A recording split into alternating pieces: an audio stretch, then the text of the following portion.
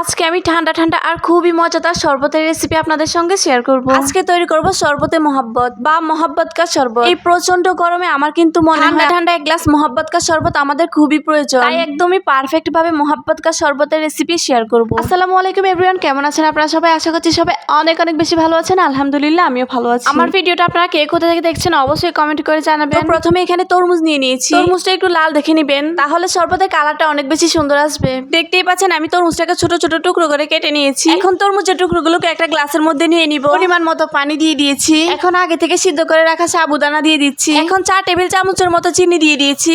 পরিমাণ মতো দুধ দিয়ে দিয়েছি। এখানে যত ঘন দুধ ব্যবহার করবেন ততই শরবতটা মজাদার হবে। তো আমি আগে থেকে দুধটাকে জাল করে ঠান্ডা করে নিয়েছি। তো এখানে রুয়াবসাও ব্যবহার করা হয়। আমার কাছে যেহেতু রুয়াবসাটা ভালো লাগে না সেজন্য আমি এটাকে স্কিপ করেছি, আপনারা চাইলে দিতে পারেন। তো এখানে কয়েকটা বরফের টুকরো দিয়ে দিয়েছি। ঠান্ডা ঠান্ডা না হলে একদমই ভালো লাগে না। এখন সবগুলোকে ভালো করে একত্রে মিশিয়ে নিলে রেডি হয়ে যাবে আমাদের মোহাব্বত কা শরবত। তো দেখুন কতটা সুন্দর হয়েছে মাশাআল্লাহ। এইভাবে বাসায় ট্রাই করে দেখতে পারেন। আমার শরবতের রেসিপিটা আপনাদের কাছে কেমন লেগেছে অবশ্যই কমেন্ট করে জানাবেন। ভিডিও ভালো লাগলে লাইক কমেন্ট এন্ড শেয়ার করে সবাই পাশে থাকবেন। সবাই ভালো থাকবেন। আল্লাহ হাফেজ।